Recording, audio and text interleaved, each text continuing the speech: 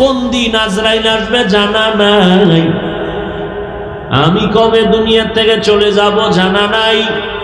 আমার কাছে কারো কোনো হক থাকলে বলো, আমি আদায় করে দেই। আচ্ছা, কিছু নবীর কাছে যদি পায়, এটা কেউ বলবে? বুঝেন নাই? নবীর কাছে যদি কিছু পায় কোনো সাহাবী বলবে?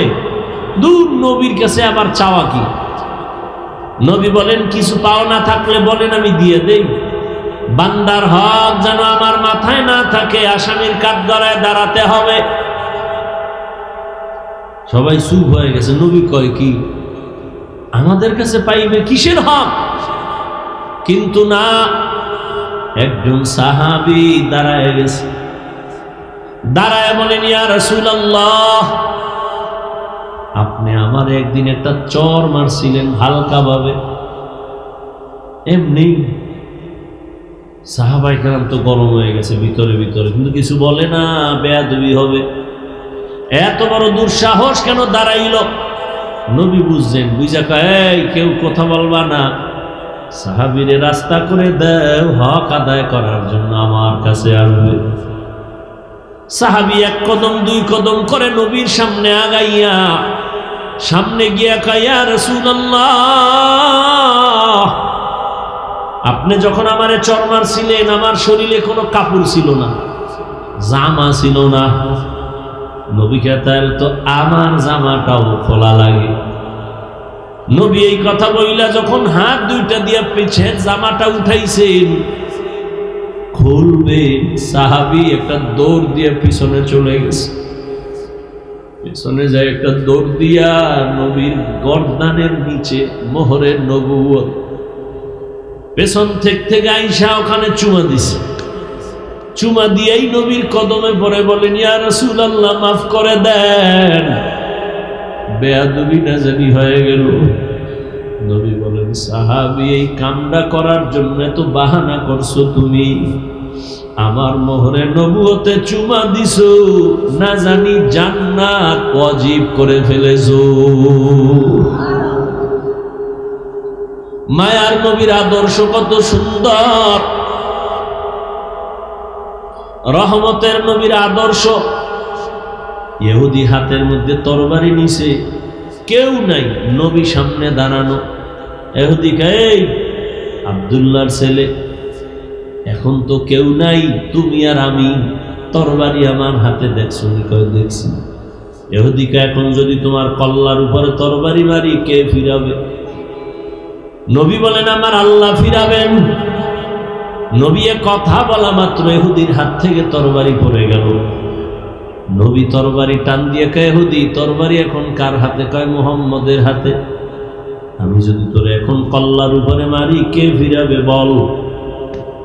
ইহুদি বলে, আমারে কে ফিরাবে? বল, আল্লাহ ফিরাবে। কয়, না না, যদি আল্লাহ ফিরাবে বলি, তাহলে তো আল্লাহরে মাইনেই নেওয়া যায়। বলে, বল, আল্লাহ ফিরাবে। কয়, বলবো না। কয়েকবার বলার পরে কয়, যদি বলতেই চাই তাহলে আমারে কালেমাই পড়ায়া দাও। সাথে সাথে ইহুদি কালেমা পড়ে ফেলল। আল্লাহ পাক বলেন, মানুষ তোমার দুনিয়াতে আমি আল্লাহ এত আদর করে বানাইছি, আখিরি নবীর উম্মত বানাইছি, যে কারণে অন্য নবীর উম্মতেরা গুনাহ করলে গুণের মধ্যে চেহারা পাল্টায় যাইত, কিন্তু তোদের গুনার কারণে আমি চেহারা পাল্টাই না, কারণ তোরা আমার মায়ার নবীর উম্মত। আমি বড় মোহাব্বত করি আমার নবীরে, তার উম্মতেরে। আমি আল্লাহ এই জন্য আমার নবীর মায়ার কারণে তোমাদের গুনাহ দেখতেছি, তারপর আমি চেহারা পাল্টাই না। আমি আল্লাহ রাগ কইরা পানিও বন্ধ করি নাই, বাতাস বন্ধ করি নাই। আমি আল্লাহ তোমারে একটাই কাজ দিলাম, ইবাদত। চাকরি করো, ব্যবসা করো, ইবাদত বানায় করো, চাকরি দিয়া জান্নাত পাইবা। ব্যবসাটারে ইবাদত বানাও, ব্যবসা করিয়া জান্নাত পাইবা। স্কুলে পড়ো, কলেজে পড়ো, ডাক্তারি পড়ো, ইঞ্জিনিয়ারিং পড়ো, লেখাপড়াটা নবীর মোহাব্বত নিয়ে, নামাজ পড়ো, সুন্দর ব্যবহার, চোখের হেফাজত করে চলো। তোমার লেখাপড়াটা ইবাদত বানায় দাও, জান্নাত তোমার জন্য হয়ে যাবে। ও ভাই, এই যে টেবিলের উপরে এক বোতল পানি, পিপাসা আমারও আছে, তোমারও আছে। যুবক, খেয়াল করিও, এই এক বোতল পানি ইবাদত বানায় পান করো, তাহলে পিপাসাও মিটবে, ক্ষুধাও এবং ইবাদতও হবে। তুমি এই এক গ্লাস, এক বোতল পানি পান করবা, আমিও করব, ব্যবধানটা কি? বিদ্যুতের গতিতে তোমার বাম হাত চলে যাবে বোতলের কিনারায়, ডান হাত দিয়া মুখটা খুইলা তুমি বাম হাত দিয়ে একটানে আধা বোতল পান করবা। আমি যখন পান করব ভুলেও বাম হাত যাবে না, ডান হাত চলে যাবে। ডান হাতটা দিয়া বোতল খুইলে আমি পানি টান দিব, 3 শ্বাসে আমি 3 বারে পান করব। আমার পানিও পান করা হলো, ইবাদত হলো, সওয়াব হলো। তুমিও জুতা পরবা, আমিও জুতা পরি, ইবাদত বানায় পড়ো, নবীর আদর্শ মেনে পড়ো। ডান পাওটা ডান জুতায় আগে ঢুকাও, এরপরে বাম জুতা বাম পায়ে ঢুকাও। দোনো পায়ে যখন জুতা ঢুকছে, এবার যখন কদম দিবা, ডান পা দিয়ে তুমি কদম শুরু করো, সুন্নাত। ইবাদত হয়ে গেছে। বাসায় যাইয়া তুমিও ফ্রেশ হবা, যুবক বাবা, আমিও ফ্রেশ হব। তুমিও হাত ধুইবা, চেহারা ধুইবা, পা ধুইবা, এই ফ্রেশ আমিও হব। তবে তোমারটা ইবাদত হবে না, আর আমি ইবাদত বানায়া ফ্রেশ হব। কয় কেমনে? কয় চেহারাটা ভালো করে ধুইয়া ফেলবো, হাতটা ধুইতে গিয়া কোনু পর্যন্ত ধুবো, পায়ের গিরা সহ ধুবো, ওযু হয়ে যাবে, ইবাদত হবে, সওয়াব হবে। কষ্টই নি, কষ্ট। আরে তুমিও তো এই কাজ করো, বাথরুমে যাও না তুমি, ইবাদত বানায় যাও। বাম পা দিয়া ঢুকবা, খালি মাথায় যাইও না, খালি পায়ে ঢুকবা না। জুতা পরে যাও, মাথায় কোনো কাপড় দিয়া যাও বা টুপি পরে যাও। বাম পা দিয়া ঢুকো, ঢুকার আগে তুমি বিসমিল্লাহ বলো বা দোয়া পারলে বলো। বাথরুমে গিয়া যখন বসবা, বাম পায়ের উপরে ভর করে বসো, মানে ভরটা থাকবে কোন পায়ে? বাম পায়ে। হাঁটুর উপরে কাপড় উঠানো যাবে না। ঢিলা কুলুপ ব্যবহার করো, না থাকলে অন্তত টিস্যু ব্যবহার করো। কয়জনের বাথরুমে টিস্যু আছে, জুতা আছে, টুপি পরে যাও। বাথরুম হলো জিন শয়তানের আড্ডাখানা, এই জন্য বাথরুমে দুর্ঘটনা বেশি হয়। মানুষ পড়ে যায়, মাথা ফাটে, পাও ভাঙ্গা যায়। আল্লাহর কসম, নবীর আদর্শ মেনে যদি বাথরুমে যাও, ইনশাআল্লাহ দুর্ঘটনা থেকে সুন্নতের আমলে হেফাজত হয়ে যাইবা। তুমিও বাথরুমে যাও, আমিও বাথরুমে যাই, ইবাদত বানায় যাও। বাম পা দিয়া ঢুকবা, দোয়া পইরা ঢুকবা, খালি পায়ে ঢুকবা না, খালি মাথায় ঢুকবা না। খানা খাইতে বসছো, আমিও খানা খাবো, দস্তারখান বিছাও। খানা খাওয়ার আগে দোনো হাতের কবজা পর্যন্ত ধুইয়া নাও, সুন্নত। তবে যেই প্লেটে ভাত নিবা, ওই প্লেটে হাত দিও না। অন্য পাত্রে গিয়া দোনো হাতের কবজা পর্যন্ত ধুইয়া খানার প্লেটে বইসা, এরপরে বান্দা তুমি ডান দিক থেকে প্লেটের খানা শুরু করো, বিসমিল্লাহ বলে খানা শুরু করো। আল্লাহর নিয়ামত মনে করে খাও, খানাটা ইবাদত হয়ে যাবে। ঘুমাও, আমিও ঘুমাবো, তুমিও ঘুমাবা, ইবাদত বানায় ঘুমাও। ওযু করিয়া ডান কাতে ঘুমাও, দরুদ শরীফ পড়ে পড়ে ঘুমাও। লাগাতার যদি আমলটা রাখতে পারো, ইনশাআল্লাহ ঘুমের ঘরে আমার রাসূলের সাথে মোলাকাত হয়ে যাবে। জামিয়াতুর রহমা গাজীপুর কর্তৃক আয়োজিত আজকে ওয়াজ মাহফিল 15 ডিসেম্বর। কি নয়েজ আসে কেন? সাউন্ড দিলে না, বাড়াইলে আওয়াজ দেয় কেন? পিছনে মাইক দিয়েছে, এদিকে।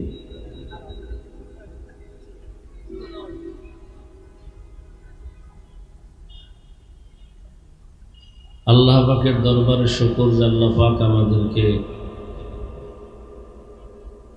সুস্থ রেখেছেন এবং বেহেশতের বাগান গুনাহ মাফের এই মজলিসে, উলামায়ে কেরামের মজলিসে আমাদেরকে কবুল করেছেন। নেয়ামতের শুকর আদায়ার্থে সকলেই পড়ি আলহামদুলিল্লাহ। এই মোবাইল বন্ধ করা যায় না?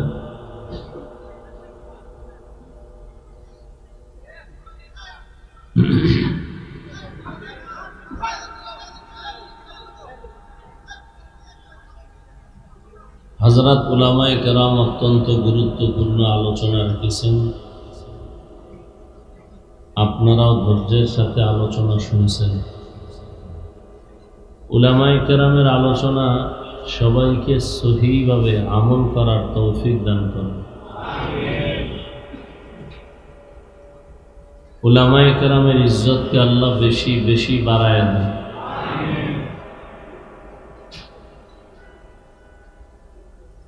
যারা বিভিন্নভাবে ষড়যন্ত্র করে উলামায়ে কেরামের ইজ্জতকে ছোট করার জন্য, আল্লাহ তাদের হেদায়েত দান করেন।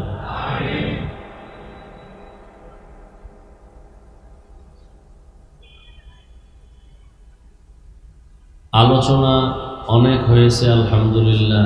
শুধুমাত্র মুখতাসার দু চারটা কথা বলে দোয়া করব, সেই নিয়তেই কোরআনে হাকিমের এক আয়াত, রসুলের একটি হাদিস পড়েছি। ইখলাস ও রুহানিয়াতের সমন্বয়, সহি নিয়তে, সহি তরিকায়, সহি কিছু কথা বলার মতো, শুনবার মতো আমাকে আপনাদের সকলকে আল্লাহ তৌফিক দান করেন। ওমা খালাকতুল জিন্না ওয়াল ইনসা ইল্লা লিয়াবুদুন। আল্লাহ বলেন, মানুষ আর জিন আমি আল্লাহ সৃষ্টি করি নাই, হ্যাঁ করেছি একমাত্র ইবাদতের জন্য। নবীজি বলেন, লা তাআতা লি মাখলুকিন ফি মাসিয়াতিল খালিক। আল্লাহকে অসন্তুষ্ট করে পৃথিবীর ভিন্ন কারো আদেশ নিষেধ গ্রহণ করা, মেনে নেওয়া হারাম।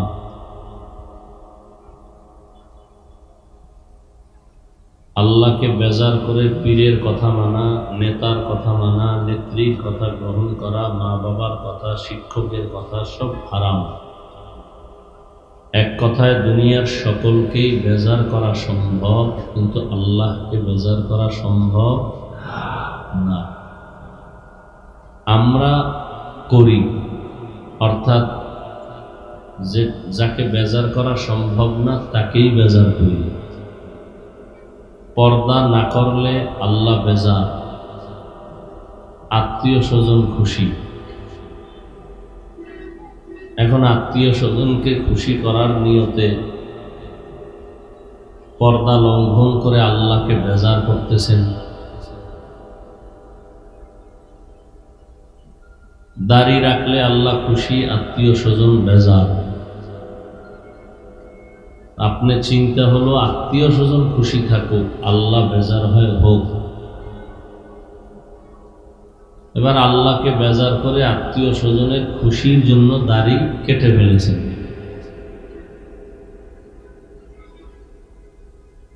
এত বয়ান চলতেছে, কেউ গালি দেয় না, বুঝায় এটা করলে এই লাভ, না করলে এই ক্ষতি।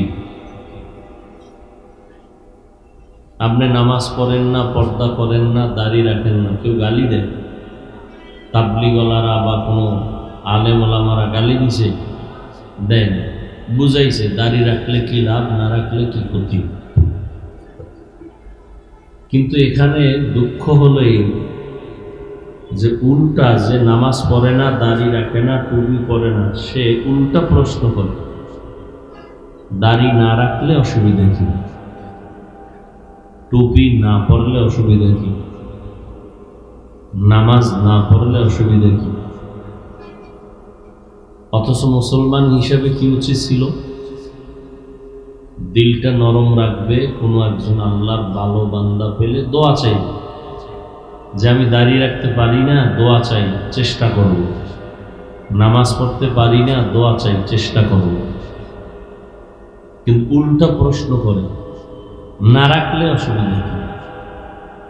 এর মতো গাদ্দার, কুলাঙ্গার আর বেয়াদব দুনিয়াতে আর কেউ হতে পারে না। যারাই প্রশ্ন করে এরা চূড়ান্ত বেয়াদব।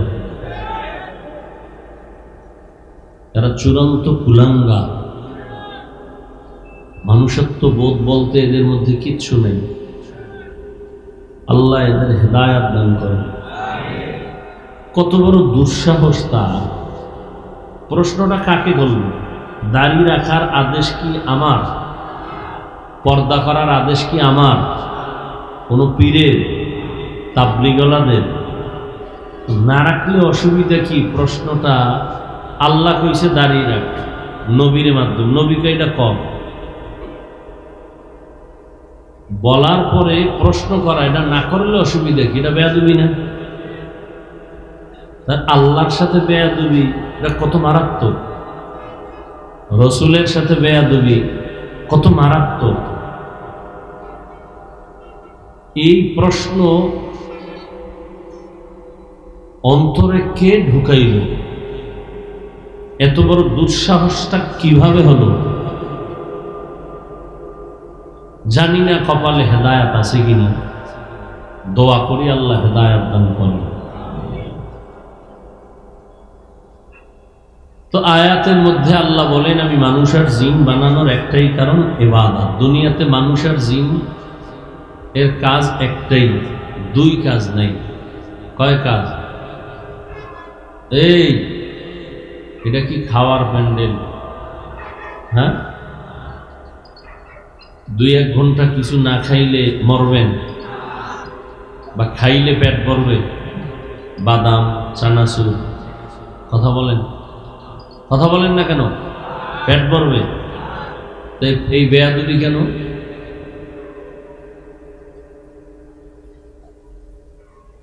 কোরআনের বাগানে এই বেয়াদবি কেন?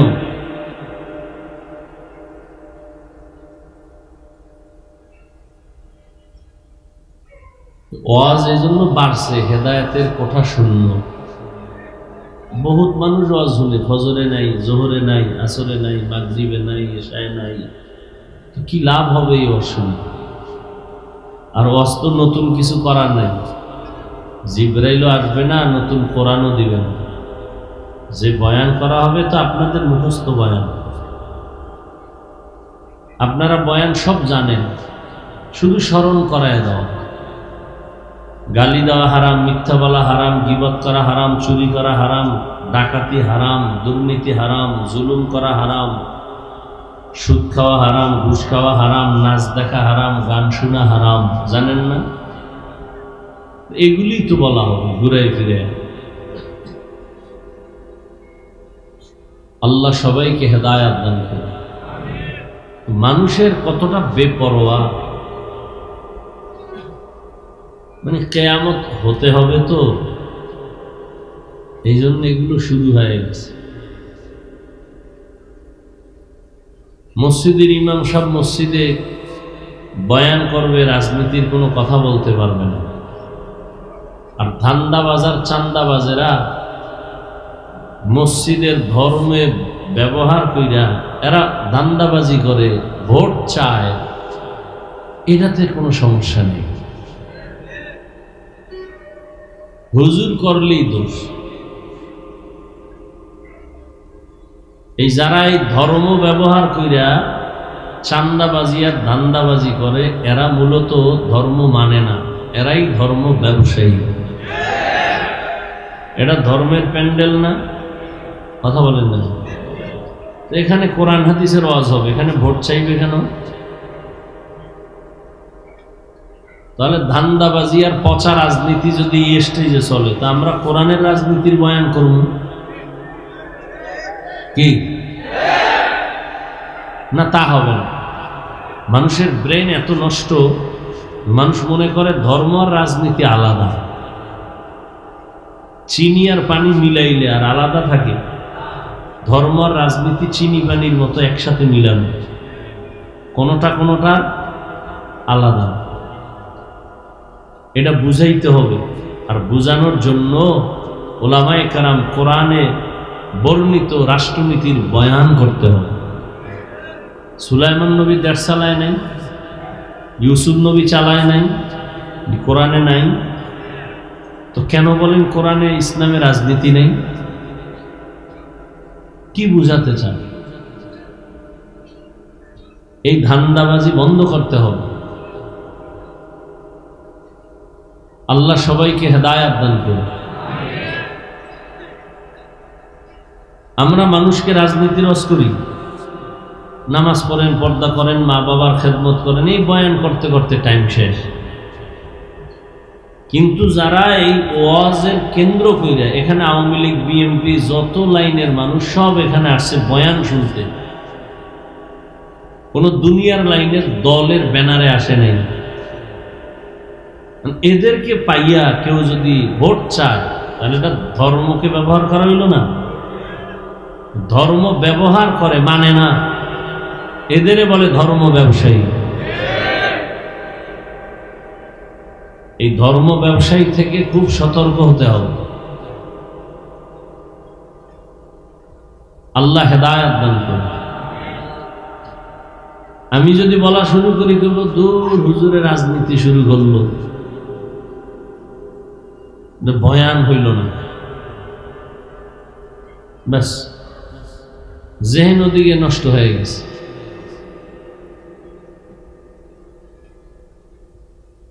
আল্লাহ আমাদেরকে হেদায়েত দান করেন। এই জাতির কপাল খুলবে কিনা সন্দেহ।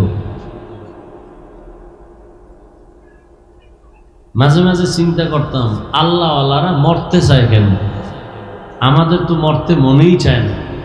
বাঁচার জন্য কোনো তাবিজ আছে কিনা, কোনো তদবির আছে কিনা, সেই চেষ্টা। তো এখন কেমন যেন আমারও বুঝে আসছে, আসলে আল্লাহওয়ালারা মরতে চায় কেন। দুনিয়ার এই আকাম কুকাম দেখতে দেখতে আর ভালো লাগে না। একটা সুন্দর বেহেশতের বাগান, যেখানে বসলে গুনাহ মাফ, হ্যাঁ বইয়া ছবি তোলার জন্য পাগল, হুজুরেরা পাগল, ছাত্ররা পাগল। নিষেধ করলো কি বউরে বাপ, বাস ও যে কবিরা গুনাহ করতেছে তো দোষ নাই, আমি নিষেধ করলাম এখন আমার বাপ। চিন্তা করতে পারেন? হাসতে হাসতে কবিরা গুনাহ করতেছে, হাসতে হাসতে, গুনাই মনে করে না। এই বেটা, তুই আবার এখানে আসছো কেন?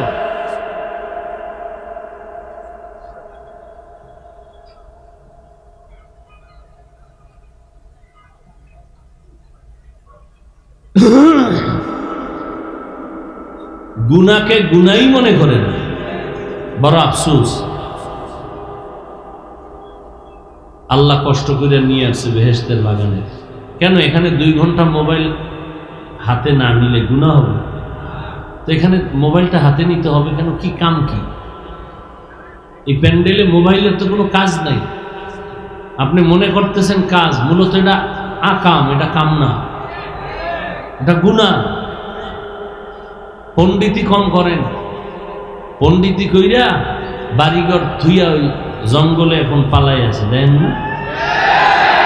পণ্ডিতি ছাড়েন, বহুত মাস্তানি আর চালাকি করছেন, হুজুরদের থেকে বেশি বুঝার চেষ্টা করেন। বেশি বুঝলে মরার আগে মরবেন। এখানে মোবাইল কেন? আপনি আমার যুক্তি দিবেন, আপনার থেকে আমি কম যুক্তি জানি। কেন মোবাইল? কি মোবাইলের কাম কি?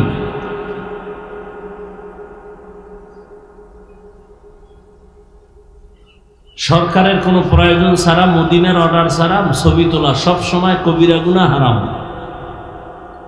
দুনিয়ার কোনো মুফতির বাবার ক্ষমতা নেই এটাকে জায়েজ বলা।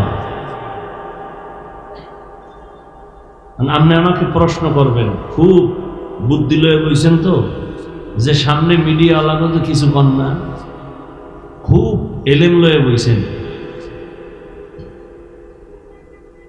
ওরা রেকর্ড করবে পিওর ভাবে, সকালবেলা ওদের থেকে আপনি নিয়ে শুনবেন। এটা আপনার উপকারের জন্য বইছে, আকাম করতে হয় না। আর যদি ওরা আলেমুল আমাদের ইজ্জত নষ্ট করার কিছু করে, এত প্রত্যেক বয়ানই বরদোয়া করি যে ওলামায়ে কেরামের বিরোধিতা যারা করে, আল্লাহ ওদেরকে হেদায়েত দাও, না হয় ধ্বংস করে দাও। এত প্রত্যেক বয়ানে বলি।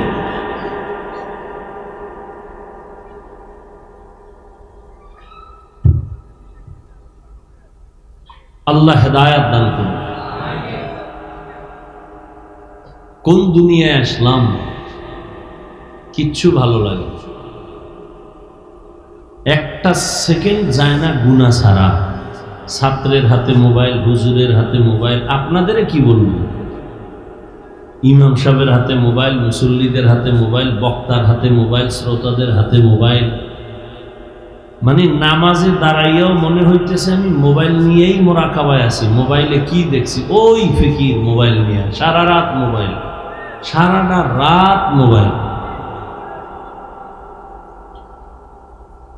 সকালবেলা জুড়ে জুড়ে কেউ আপনি রাত্রে ঘুমান না, কথা হয় না, মানে ভাব ধরছে মনে হয় সারা রাত তাহাজ্জুদ পড়ছে।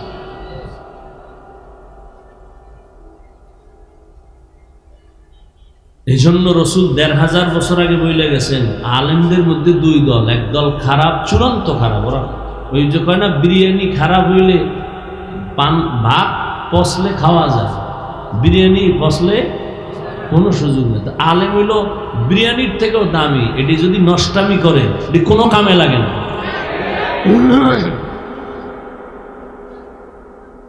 আল্লাহ হেদায়াত দান করুন। ওই শুক্রবার, প্রত্যেক মাসের দ্বিতীয় শুক্রবার ঢাকাতে যে মাদ্রাসায় আছি ওখানে ইসলাহি ইজতেমা হয়। তো মাগরিবের পরে সবাই যায়, সাধারণ মানুষ বয়ান করি। এশার নামাজের পরে শুধু ওলামায়ে কেরামদের নিয়ে বসি। এই গত শুক্রবার ওলামায়ে কেরামদের মজলিসে বললাম যে এই জাতি আর নবী পাবে না, এটা বুঝেননি। আবু বকর, ওমর, ওসমান পাবে না। এই জাতি শুধু ইসলাম শিখবে ওলামায়ে কেরামদের দেখে। আপনার আমার আমল যদি দুর্বল হয়, অহংকারী হয়, কিবির থাকে, হাসাদ থাকে, তাহলে আমার থেকে উম্মত কি শিখবে? আমি বাবা সন্তানের জন্য আদর্শ, আমি স্বামী স্ত্রীর জন্য আদর্শ, আমি শিক্ষক ছাত্রের জন্য আদর্শ, আমি ইমাম মুসল্লিদের জন্য আদর্শ, আমি আলেম উম্মতের আদর্শ। আমি হাঁটতেছি, উম্মত আমাকে খেয়াল করতেছে। আমি শিক্ষক হয়ে হাঁটতেছি, ছাত্র খেয়াল করতেছে হুজুরে কেমনে হাঁটে, কেমনে পানি পান করে। আমি বাবা হয়ে হাঁটতেছি, সন্তান আমাকে ফলো করতেছে, বাবা কেমনে পানি পান করে, কেমনে জুতা পরে। আছে আমাদের কোনো চিন্তা?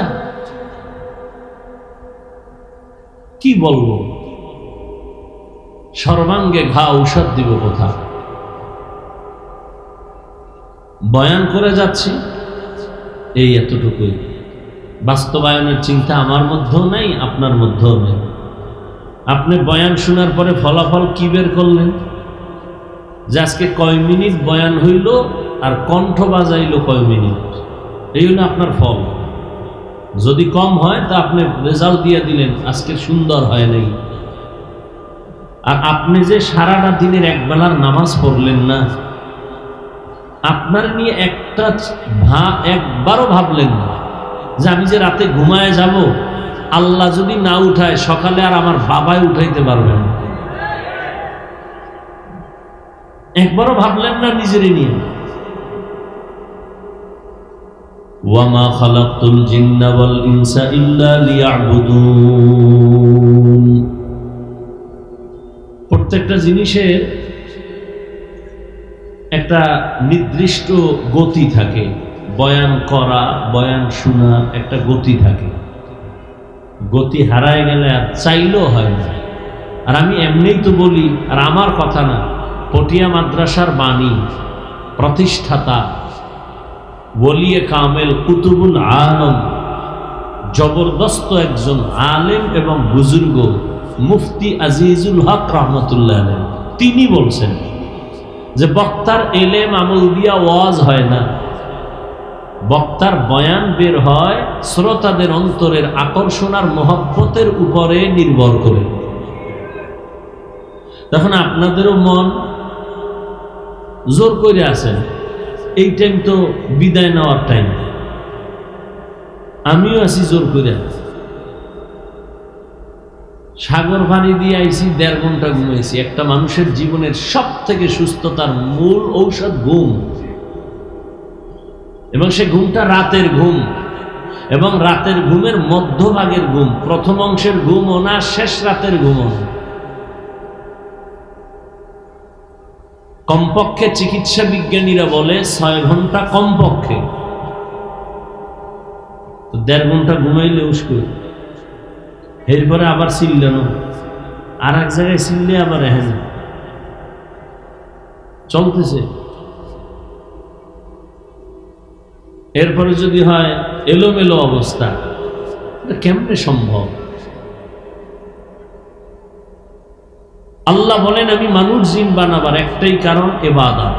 মানুষের জীবনে কোনো কাজ নাই, কাজ একটা, কি? ইবাদত। আর মানুষ মনে করে ইবাদত কি? মসজিদ, মাদ্রাসা আর ওয়াজ মাহফিল। না, মানুষের জীবনের শুরু থেকে শেষ পর্যন্ত প্রত্যেকটা কাজ ইবাদত। যা করবেন ইবাদত, ঘুমাবেন ইবাদত, হাসবেন ইবাদত, কান্না করবেন তাও ইবাদত। তবে মন গড়া না, 2টা জিনিস ফলো করে, 1 আল্লাহ পাকের খুশি, 2 রসুলের আদর্শ। নবীজির আদর্শ নিয়ে আপনি হাসেন, ইবাদত হবে, সওয়াব হবে। নবীজির আদর্শ মতে আপনি কান্না করেন, সওয়াব হবে। নবীর আদর্শ ঠিক রেখে ব্যবসা করেন, সওয়াব, ইবাদত। নবীর আদর্শ ঠিক রেখে চাকুরি করেন, সওয়াব, ইবাদত। নবীর আদর্শ ঠিক রেখে আপনি স্কুলে পড়েন, কলেজে পড়েন, ইবাদত। ডাক্তার হন, ইবাদত। ইঞ্জিনিয়ার হন, ইবাদত। নবীর আদর্শ মেনে আপনি বাথরুমে যাবেন, ইবাদত। আর নবীর আদর্শ বাদ দিয়া নামাজ পড়লেও ইবাদত হবে না। নামাজে যদি নবীর আদর্শ না থাকে, নামাজ হবে না। ধরেন একজনে মাগরিবের নামাজে দাঁড়াইছে, কয় রাকাত? ফরজ। তো 3 রাকাতে গিয়া চিন্তা করে বেজোর হইরা লাভ কি? আল্লাহরে আরো 2 সেজদা বাড়াইয়া জোর বানাই, তো 4 রাকাত পড়ে ফেলাই, আল্লাহ খুশি হবেন না? কেন? নবীজির আদর্শে এই নিয়ম নাই। আল্লাহ বাদ না, পুরাটাই নতুন করে দাঁড়ায় কানে ধর, কানে ধইরা তওবা কর আর নতুন ভাবে নিয়ত কর, কানে ধর, নতুন করে আবার নামাজ পড়। একজনে রোজার মাসে রোজা রাখা শুরু করে আবেগ বাইরে গেছে, আল্লাহ যদি পুরো বছরটা দিয়ে লাইতো ভালোই লাগতো, যেহেতু দেয় নাই অন্তত ঈদের দিনটা তো রাখি। ঈদের দিনও রোজা রাখছে, আল্লাহর মহব্বতে হবে? তার অন্তরে কোনো ভেজাল নাই, এরপরও কোনো সওয়াব তো হবে না, উল্টা কি হবে? গুনাহ হবে। তা বুঝেন নবীর আদর্শ কত মূল্য। রসুলের আদর্শ পৃথিবীর কিয়ামত পর্যন্ত আনেওয়ালা উম্মতের জন্য পারফেক্ট একটা আদর্শ। এখানে আপনারা শিক্ষিত মানুষ, বলেন তো নবীর থেকে আর সুন্দর আদর্শ কারোর মধ্যে আছে? থাকলে বলেন, তাহলে আমি নবীরটা বাদ দিয়া আমি নিব ওই যারটা বলবেন তার। ধরে নেন যদি কেউ বলেন যে নবীজির থেকেও আরো ভালো আদর্শ ছিল শেখ মুজিবুর রহমানের আদর্শ, তাহলে আমি সেটা নিব, আমারটা আমি বলতেছি। যদি বলতে পারেন না নবীর আদর্শ থেকে আরো সুন্দর আদর্শ ছিল জিয়াউর রহমানের আদর্শ, তাহলে আমি নবীজিরটা বাদ, আমি জিয়াউর রহমানেরটা নিব। তো বলার মতো পাড়া আছে, সাহস আছে? বরং আজ শেখ মুজিবার জিয়া কেন, এর থেকে বড় আব্রাহাম লিঙ্কন, যার গণতন্ত্র, গণতন্ত্রের জন্য আওয়ামী লীগও মরে, বিএনপি মরে, সব মরে। এটা কুফুরি মতবাদ। কি মতবাদ? এই আব্রাহাম লিঙ্কনের আদর্শ, মাও সেতুনের আদর্শ, লেনিনের আদর্শ, কালমার্সের আদর্শ, প্লেটোর আদর্শ, সমাজতন্ত্র, গণতন্ত্র, প্রজাতন্ত্র, যত তন্ত্র মন্ত্র আছে দুনিয়াতে কোনো শান্তি দিতে পারছে? পারেনি। ওরাও জানে মদিনার আদর্শ ছাড়া আর মানুষকে শান্তি দেওয়ার কোনো বিকল্প আদর্শ নাই। মানে না কেন? মানতে গেলে চুরি করতে পারবে না, দুর্নীতি করতে পারবে না, মনের মতো মদ পান করতে পারবে না। এই জন্য ওরা জানে ইসলাম সঠিক মানে না। মাইকে তো বলে ইসলাম শান্তির ধর্ম, নামাজও পড়ে না, এক ওয়াক্ত নামাজও পড়ে না, সে বলে ইসলাম শান্তির ধর্ম। তো রসুলের আদর্শ, আমি বলি এক কথায় জবাব, দুনিয়ার সব আদর্শ নাপাক, রসুলের আদর্শ পাক। বাস, এটা সহজ কথা। দুনিয়ার সব আদর্শ নাপাক, নবীজির আদর্শ। প্রশ্ন করবেন দুনিয়াওয়ালাদের আদর্শ নাপাক কেন? আমি বলি তার দেমাগ নাপাক, পুরো মানুষটাই নাপাক। 3 বেলা খাইয়া মদের বোতল, গাঞ্জা, বিড়ি, আরো যত নেশা আছে, এগুলো খাইলে মেধা ঠিক থাকে? কেমন মেধা বুঝেন? মদের বোতল ভিতরে নেওয়ার পরে বউরে মা বলে, তাহলে কি বুঝেন? তার মেধা সঠিক? তার মেধা নষ্ট। এই সব নেশাখোরের গোষ্ঠী ক্যান্সারে মরে, দেখছেননি? সবটি ক্যান্সারে মরে। আল্লাহ হেদায়াত দান করুন। তাহলে সব আদর্শ মানুষের নাপাক।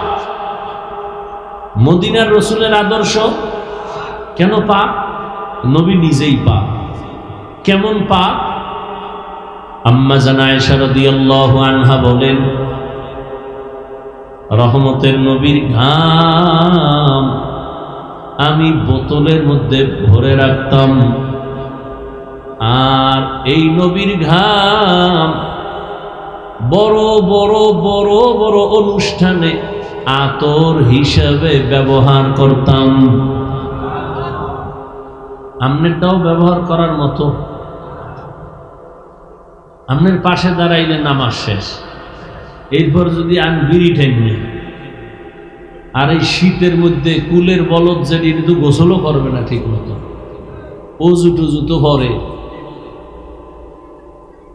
পোশাক ধোয়ার তো খবরই নেই, এক পোশাক গায়ে দেয় 1 সপ্তাহ।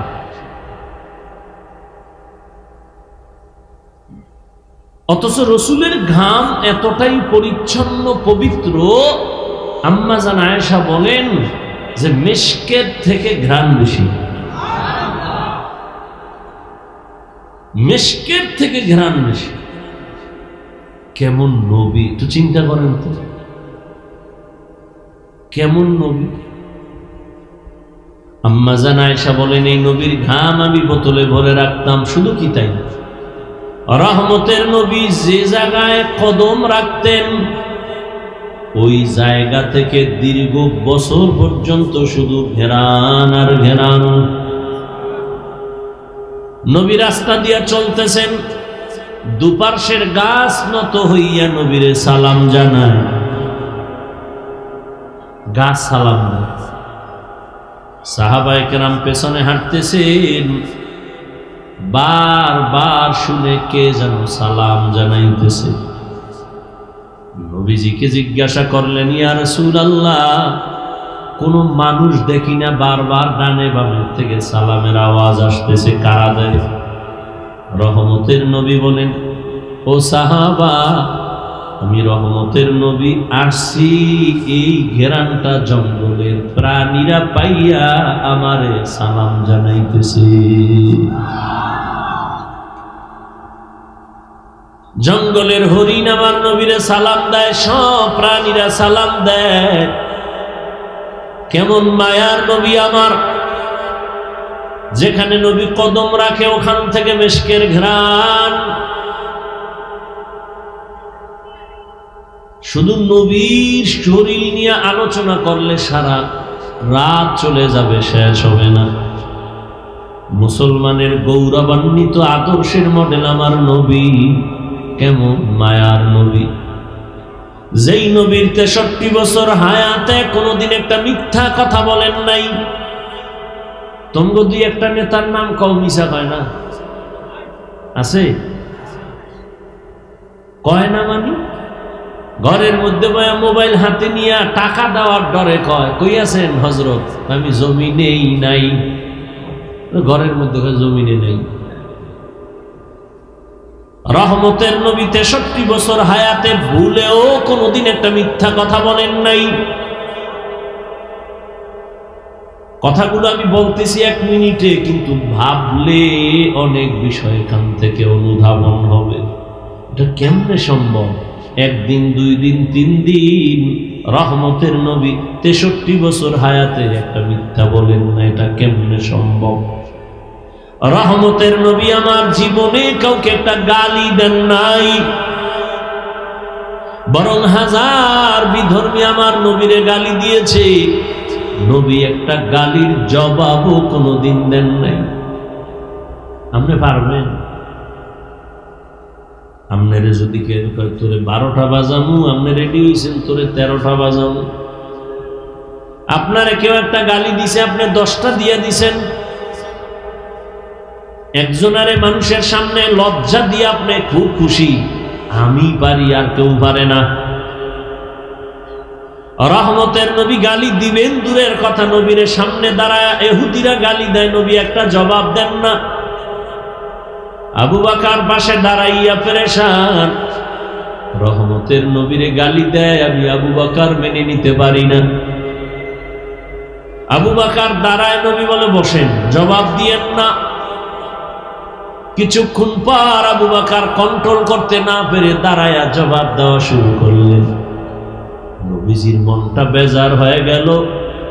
সব যখন ইহুদি গালি দিয়ে চলে গেল, আবু বকর বলেন, ইয়া রাসূলুল্লাহ, যতক্ষণ জবাব দেই না ততক্ষণ আপনার মন ছিল সুন্দর, চেহারা হাসি। আমি যখন আপনার মোহব্বত নিয়ে জবাব দেওয়া শুরু করলাম, আপনি মনে কষ্ট নিলেন, মনে হইল কেন? নবী বললেন, হে আবু বকর, যতক্ষণ আমি চুপ ছিলাম জবাব দেই না, তুমিও চুপ ছিলা। আমি দেখতেছিলাম রহমতের ফেরেশতা আল্লাহ পাঠাইছেন ইহুদির জবাব দেওয়ার জন্য। যখন আপনি জবাব দেওয়া শুরু করছেন, ওই রহমতের ফেরেশতা চলে গেছে।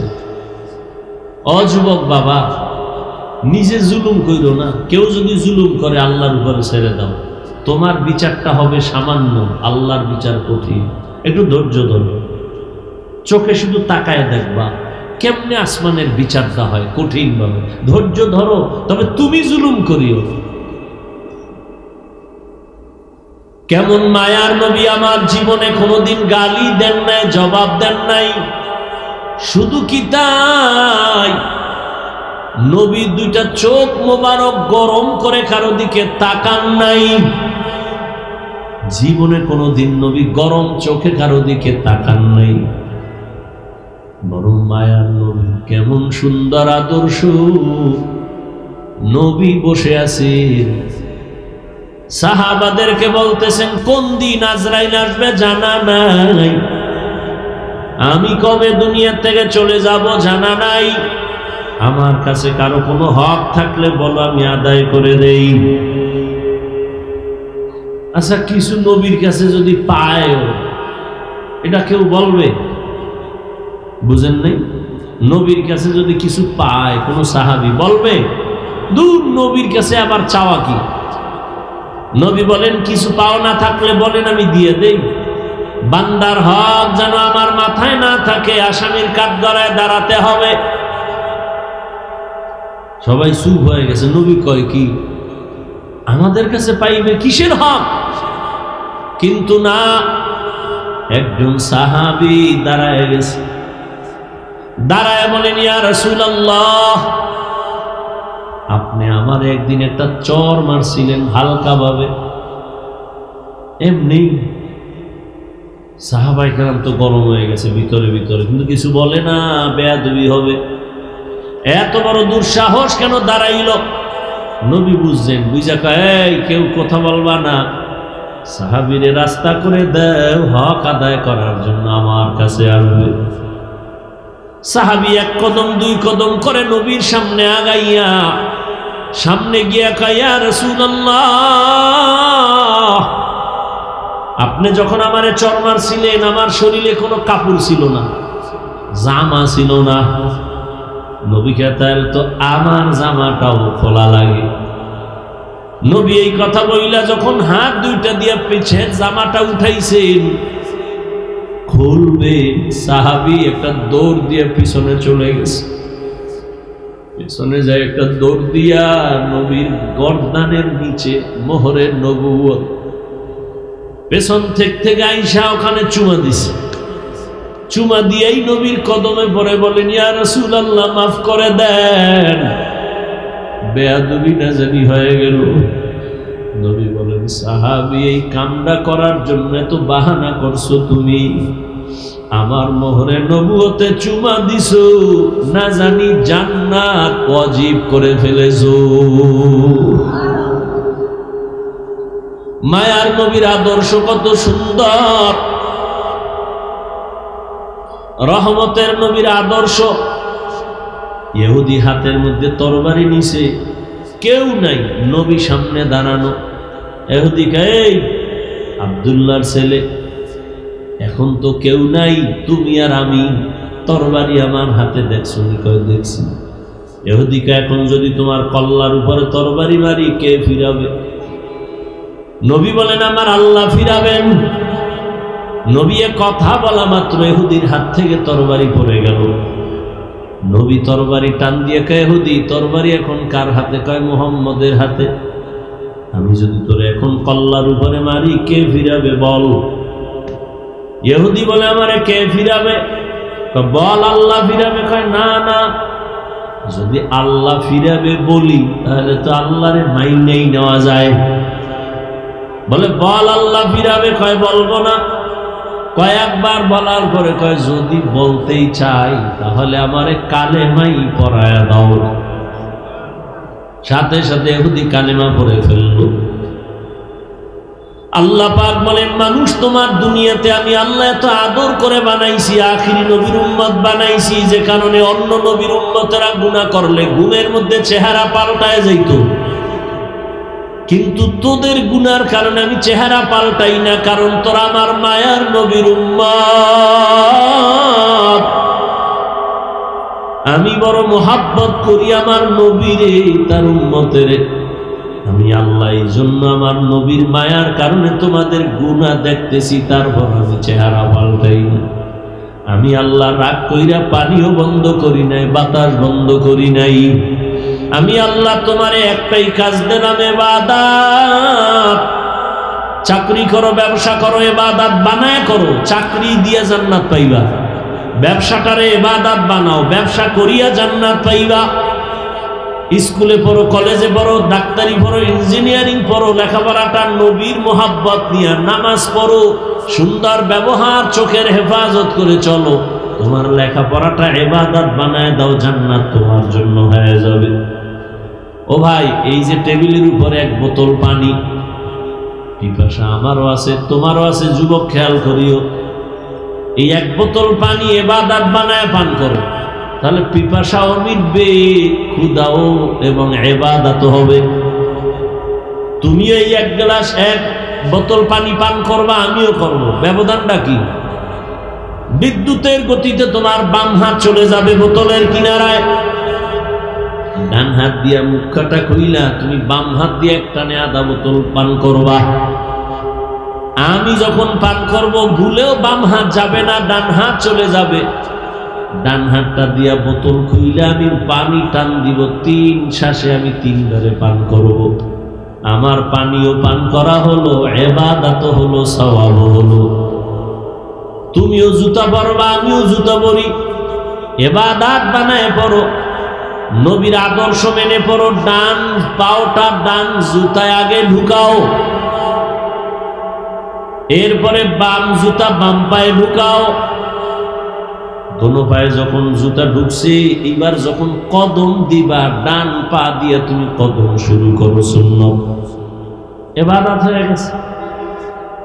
বাসায় যাইয়া তুমিও ফ্রেশ হবা, যুবক বাবা, আমিও ফ্রেশ হব। তুমিও হাত ধুইবা, চেহারা ধুইবা, পা ধুইবা, এই ফ্রেশ আমিও হব, তবে তোমারটা ইবাদত হবে না। আর আমি ইবাদত বানায়া ফ্রেশ হব। কয় কেমনে? কয় চেহারাটা ভালো করে ধুইয়া ফেলবো, হাতটা ধুইতে গিয়া কোন পর্যন্ত ধুবো, পায়ের গিরা সহ ধুবো, ওযু হয়ে যাবে, ইবাদত হবে, সওয়াব হবে। কষ্ট হয়নি? কষ্ট। আরে তুমিও তো এই কাজ করো, বাথরুমে যাও না তুমি, ইবাদত বানায় যাও। বাম পা দিয়া ঢুকবা, খালি মাথায় যাইও না, খালি পায়ে ঢুকবা না। জুতা পরে যাও, মাথায় কোনো কাপড় দিয়ে যাও বা টুপি পরে যাও, বাম পা দিয়া ঢুকো। ঢুকার আগে তুমি বিসমিল্লাহ বলো বা দোয়া পারলে বলো। বাথরুমে গিয়া যখন বসবা, বাম পায়ের উপরে ভর করে বসো, মানে ভরটা থাকবে কোন পায়ে? বাম পায়ে। হাঁটুর উপরে কাপড় উঠানো যাবে না। ঢিলা কুলুপ ব্যবহার করো, না থাকলে অন্তত টিস্যু ব্যবহার করো। কয়জনের বাথরুমে টিস্যু আছে, জুতা আছে, টুপি পরে যাও। বাথরুম হলো জিন শয়তানের আড্ডাখানা। এই জন্য বাথরুমে দুর্ঘটনা বেশি হয়, মানুষ পড়ে যায়, মাথা ফাটে, পাও ভাঙ্গা যায়। আল্লাহর কসম, নবীর আদর্শ মেনে যদি বাথরুমে যাও, ইনশাআল্লাহ দুর্ঘটনা থেকে সুন্নতের আমলে হেফাজত হয়ে যাইবা। তুমিও বাথরুমে যাও, আমিও বাথরুমে যাই, ইবাদত বানায় যাও। বাম পা দিয়া ঢুকবা, দোয়া কইরা ঢুকবা, খালি পায়ে ঢুকবা না, খালি মাথায় ঢুকবা না। খানা খাইতে বসছো, আমিও খানা খাবো, দস্তারখান বিছাও। খানা খাওয়ার আগে দোনো হাতের কবজা পর্যন্ত ধুইয়া নাও, সুন্নত। তবে যেই প্লেটে ভাত নিবা ওই প্লেটে হাত দিও না। অন্য পাত্রে গিয়া দোনো হাতের কবজা পর্যন্ত ধুইয়া খানার প্লেটে বইসা, এরপরে বান্দা তুমি ডান দিক থেকে প্লেটের খানা শুরু করো। বিসমিল্লাহ বলে খানা শুরু করো। আল্লাহর নিয়ামত মনে করে খাও। খানাটা ইবাদত হয়ে যাবে। ঘুমাও, আমিও ঘুমাবো, তুমিও ঘুমাবা, ইবাদত বানায় ঘুমাও। ওযু করিয়া ডান কাতে ঘুমাও, দরুদ শরীফ পড়ে পড়ে ঘুমাও। লাগাতার যদি আমলটা রাখতে পারো, ইনশাআল্লাহ ঘুমের ঘরে আমার রাসূলের সাথে মোলাকাত হয়ে যাবে। কঠিন মনে করো কেন? ও ব্যবসায়ী বাবারা, দোকানে লেখো বিক্রি করা মাল ফেরত নেওয়া হয়। যদি লেখো হয় না, তোমার ব্যবসা ইবাদত হবে না। লেখো অবশ্যই বিক্রি করা মাল ফেরত নেওয়া হয়। জীবনে মিথ্যা কথা কাস্টমারের সাথে বলবা না, ধোঁকা দিবা না।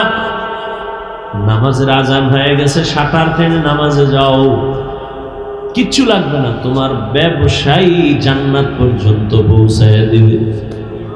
নবী কয়, এই ব্যবসায়ী, আমি মুহাম্মদের সাথে জান্নাতে থাকবি। আত-তাজিরুস সুদুকুল আমিন মা'আন নাবিয়্যিনা ওয়াস-সিদ্দিকিন ওয়াশ-শুহাদা। এবার একটু বাস্তবে ফলাফল দেখি। কি? এবার একটু দেখেন তো, এই ইবাদত বানাইয়া আপনার মতো বান্দা, আমগো মতো হুজুর না, জেনারেল লাইনে থাইকা, এই যুবকেরা বলো, তোমার মতো যুবক নবীজির আদর্শ মানিয়া রাস্তায় চলে, স্কুলে পড়ে, কলেজে পড়ে, নামাজ পড়ে, দাড়িওয়ালা, RAB, police, army, BDR, OC, DC, SP, doctor, professor, engineer, রাস্তার গাড়ির ড্রাইভার, কৃষক, শ্রমিক, জেলে, 5 ওয়াক্ত নামাজ পড়ে জেনারেল লাইনের সন্তান। সত্য কথা বলো, আসেনি? তোমার জন্য আর জীবনে কোনো অজের দরকার নাই। বালিশে মাথা লাগায় শুধু একটা প্রশ্ন নিজের করিও, এই কপাল পরা, তুই কার অভিশাপ লয়ে দুনিয়ায় জন্ম নিছ? তোর মতো সন্তানটা জেনারেল লাইনে থাইকা যদি রাস্তায় গাড়ি চালায়, নামাজ পড়ে, তুই পারো না কেন? তোমার মতো যুবক পরে দাড়িওয়ালা, তুমি কেন পারো না? তোমার মতো যুবক ব্যবসা করে, নামাজ পড়ে, তুমি কেন পারো না রে বাবা? কার অভিশাপ তোমার কপালে লাগলো বলো? ঢাকা কলেজে যাও না, বহু ছাত্র পাগড়ি মাথায়, 24 ঘন্টা লম্বা দাড়ি, 5 ওয়াক্ত নামাজি, পেছন দিক দিয়ে তাকাইলে মনে হয় যেন মসজিদের কোনো খতিব, অথচ জীবনে মাদ্রাসায় পড়ে নাই। কিউ, তোমার এমন রং লাগছে কেন? বলে, ওলামাদের সাথে মহব্বতের রং লাগাইছি। এই জন্য এখনো সময় আছে, তওবা করে নাও। আল্লাহর কাছে। আর এই যুবক বাবা, আর কত মনে একটু শখ আছে না, নাচ গানে জানি কত সুন্দর মজা, তো শখ মিটাইছো, এবার ফের আমারও তো মন দৌড়ায় ওই নাচ গান জানি কি মজা, কিন্তু আমি তো শখ মিটাইতে পারি নাই। বরং তোমারে পাও ধরিয়া বলি তুমি ফিরে যাও। আর কত কত রাত মোবাইলে গুনাহ করার পরে তোর মনের শখ মিটবে, তারপরে তওবা করবি বল। আর কত মাইয়ার চরিত্র নষ্ট করার পরে তোর মনের আশা মিটবে, তারপরে তওবা করবি বল। কার পেছনে ঘুরিয়া দাড়ি কাটছো, কার পেছনে কি পাওয়ার আশায় নামাজ ছেড়ে দিছো, যার পিছনে দৌড়াইতেছ রে বাবা ও তোর জানের দুশ্মন। স্বার্থে যদি আঘাত লাগে দল থেকে নাম কাটবে না, কল্লা কেটে দিবে লেখা রাখ। কিন্তু এই দুনিয়ায় তোর কলিজার আপন উলামায়ে কেরাম, উলামায়ে কেরাম কিছু চায় না, শুধু দিতে চায়, দিতে চায়, চোখের পানি দেয়, বিনয়ী দেয়, ব্যবহার দেয়, কিছুই চায় না। সরকারি চাকরি করে, বেসরকারি চাকরি করে, 8 ঘন্টা ডিউটি, 20,000 টাকা বেতন, আবার এমনি এমনি কত কিছুই না পায়। আর একজন আলেম ইমামতি করে 24 ঘন্টা রিমান্ডে থাকে, বেতন 5-7 হাজার 10 হাজার, তাও ঠিক মতো মাস শেষ দেয় না। কোনোদিন ইমাম বরদোয়া করে নাই, কারো সাথে খারাপ আচরণ করে নাই। ছাত্র জনতার বৈষম্য বিরোধী আন্দোলন সফলতার চাঁদ উঠে নাই যতক্ষণ পর্যন্ত আলেম আর ছাত্র ময়দানে নামে নাই। ওলামায়ে কেরাম ক্ষমতার জন্য আন্দোলন করে নাই, বলে নাই উপদেষ্টারা নাম আমরু বসা, বলছে? বলে নাই, বলছে না আমরা ছাত্রদের ময়দানে নামছি একটাই কারণ, জুলুম সহ্য করা হবে না। উপদেষ্টা যে হও, কিন্তু জুলুম করলে আবার আন্দোলন হবে, জালেমকে কোনো সুযোগ দেওয়া হবে না। ওলামায়ে কেরাম এই জাতির জন্য বন্ধু, এই জাতি কি নিয়ে ওলামায়ে কেরাম যেই মেধাটা খাটায়, কেউ খাটায় না, সবাই খাটায় তার চেয়ার ঠিক রাখার জন্য, দল ঠিক রাখার জন্য। আর ওলামায়ে কেরামের চেয়ারের চিন্তা নাই, ইমামতি থাক আর না থাক আলহামদুলিল্লাহ, বয়ান হোক না হোক আলহামদুলিল্লাহ, কিন্তু মুমিন বান্দা এ জাতিকে ক্ষতির মুখে ঠেলে দেওয়া যাবে না। জীবন বাজি রেখা ময়দানে তাবলীগওয়ালারা পাও ধরে ধরে বুঝায়, পীর মাশায়েখরা বুঝায়, ওলামায়ে কেরাম বুঝায়, জুমার খতিবরা বুঝায়, নামাজ পড়ো, পর্দা করো, হালাল খাও, মা বাবার দোয়া নিয়ে চলো, বেয়াদবি করে বরদোয়া নিও না, শিক্ষকের দোয়া নিয়ে চলো, বেয়াদবি করিও না, ওলামায়ে কেরামের দোয়া নিয়ে চলো, বেয়াদবি করবা না। মা বাবার যদি বরদোয়া লেগেই যায় জীবনটা পঙ্গু হয়ে যাবে, শিক্ষকের বরদোয়া যদি লেগে যায় শিক্ষার জগৎ থেকে তুমি হারিয়ে ফেলবা, আলেমের বরদোয়া যদি লেগে যায় জীবনটা তোমার নষ্ট হয়ে যাবে, চরিত্র আর কোনোদিন ভালো হবে না। এখনো সময় আছে, লাইনে ফিরিয়া আসো। তোমার মতো যুবক যদি স্কুলে পড়ে, নামাজ পড়ে, তুমি কেন পারবা না? ও পর্দার আড়ালের মা বোনেরা, আপনার মতো কত মা এখনো আছে, নামাজ ছাড়ে না, বেপরদায় চলে না, মোবাইলে চরিত্র নষ্ট করে না, স্বামীর মাল হেফাজত করে, সন্তানগুলো আদর্শওয়ালা বানানোর চেষ্টা করে। এরে আম্মা জান, আপনারা কেন পারবেন না? আপনার মতোই তো মা ছিলেন খাদিজা রাদিয়াল্লাহু আনহা, আপনারা তো তাদেরই মতো একজন নারী, আয়েশা রাদিয়াল্লাহু আনহার মতো নারী, ফাতেমা রাদিয়াল্লাহু আনহার মতো নারী, ইসমাঈল নবীর মা হাজরা আলাইহিস সালামের মতো নারী, আপনারা তো ঈসা নবীর মা মারিয়াম আলাইহিস সালামের মতো নারী, আপনারা তো বেঈমান একজন দুনিয়ার আল্লাহর দুশমন ফেরাউন, এর স্ত্রীর নাম জানেননি? আসিয়া। এত বড় বেঈমানের ঘরের ফেরাউনের স্ত্রী আসিয়া আল্লাহর এত পেয়ারা, নবী বলেন কিয়ামতের দিন জান্নাতে আমি মুহাম্মদের সাথে আসিয়ার বিয়া হয়ে যাবে। এরে পর্দার আড়ালের আম্মা জানেনা, আপনার স্বামী তো ফেরাউনের মতো খারাপ না, আপনি চাইলে তো স্বামীরে নামাজের দাওয়াত দিতেন, নামাজ পড়িয়া দোয়া করতেন, আর বুঝাইতেন স্বামী জীবনে খাইয়া থাকি না খাইয়া থাকি একটা দাবি আমার, কোনোদিন হারাম টাকা ঘরে আনবা না, হারাম মাল খাইয়া রক্ত নাপাক করব না।